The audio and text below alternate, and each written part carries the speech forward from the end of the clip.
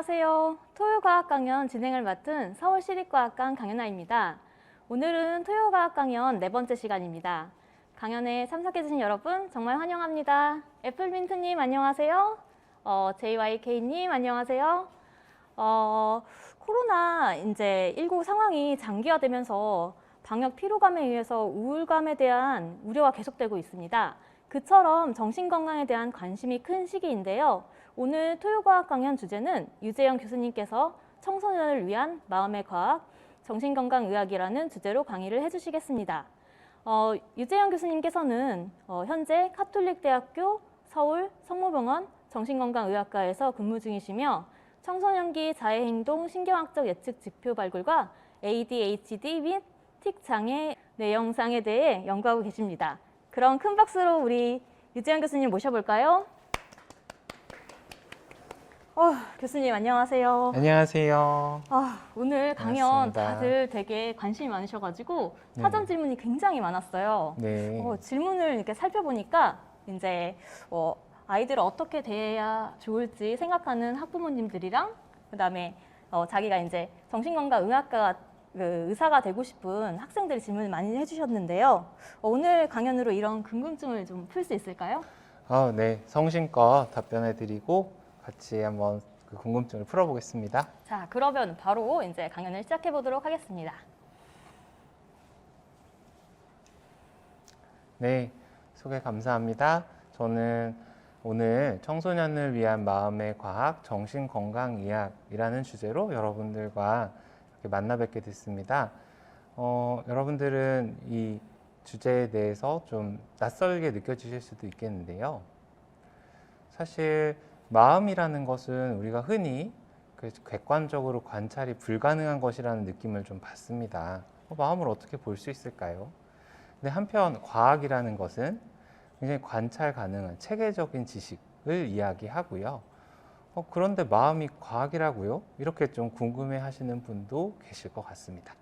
저는 그래서 오늘 여러분들하고 마음이 어떻게 과학적으로 규명될 수 있는지에 대해서 차분히 말씀을 드리고자 합니다.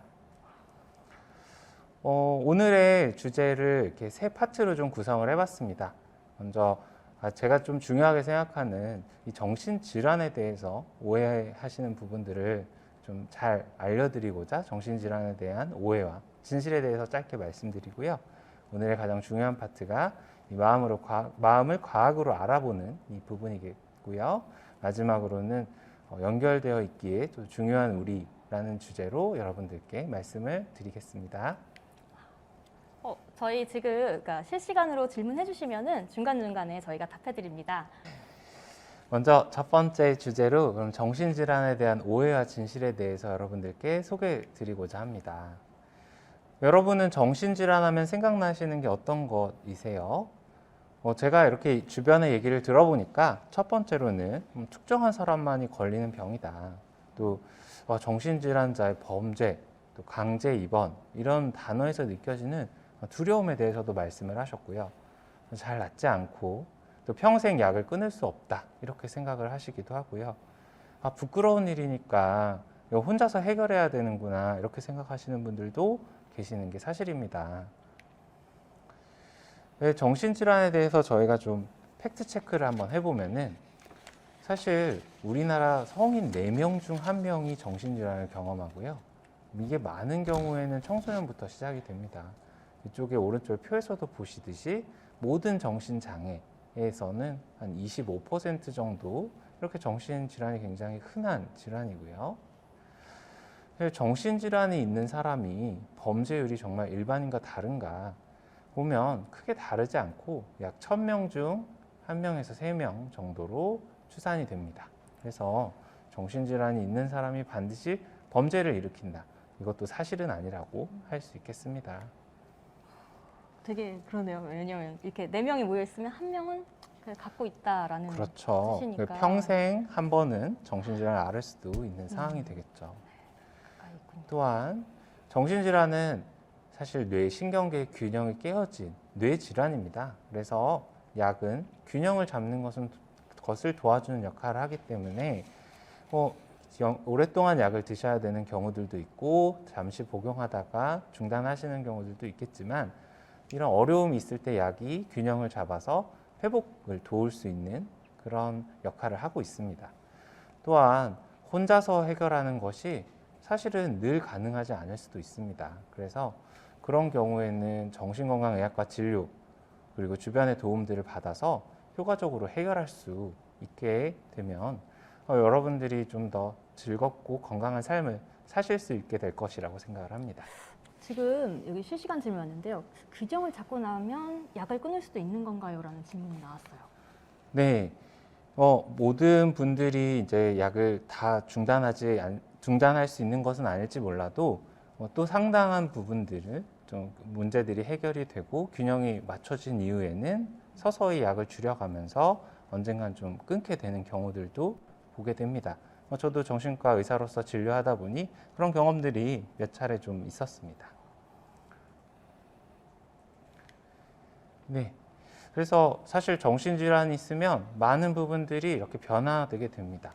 예를 들어서 우울장애를 저희가 본다면 생각의 경우에는 집중도 어렵고 자꾸 자책, 자기 탓을 하게 되고 한 가지 생각이 떠오르면 그걸 곱씹어서 계속 떠올리게 하기도 하고요.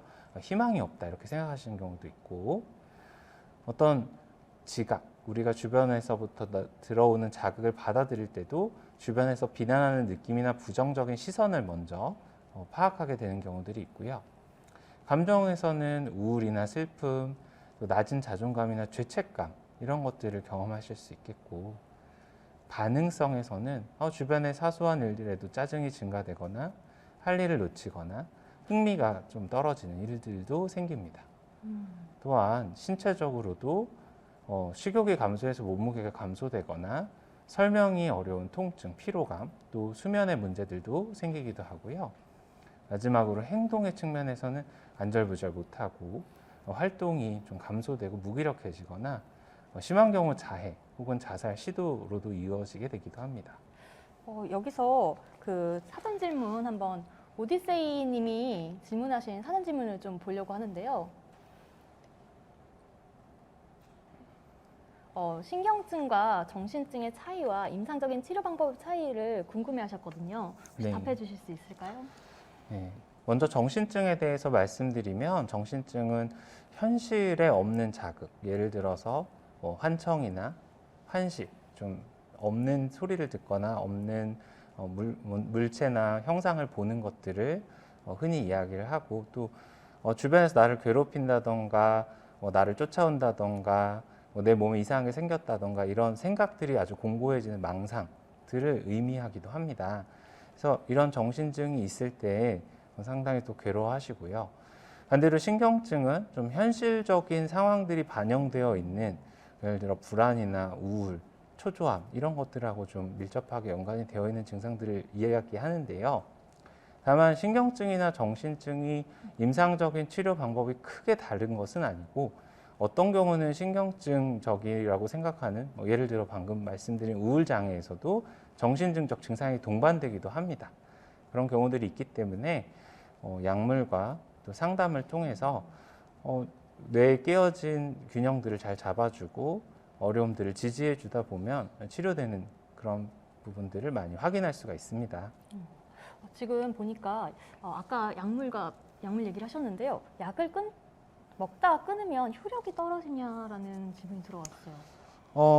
효력이 반드시 떨어지는 것은 아닙니다만 어떤 경우에 좀 오랫동안 증상을 방치해 두는 경우에는 이 약이 그 효과가 기대했던 것보다 좀 못한 경우도 보게 됩니다. 그래서 그럴 경우에는 원래 쓰던 약의 용량보다 더 많이 쓰게 되기도 하고요. 일단 치료를 시작한 이후에는 효과가 충분히 나올 때까지 꾸준하게 치료를 받으시는 게 또 약의 용량도 줄일 수 있고 효과를 볼 수 있는 방법이라고 생각합니다.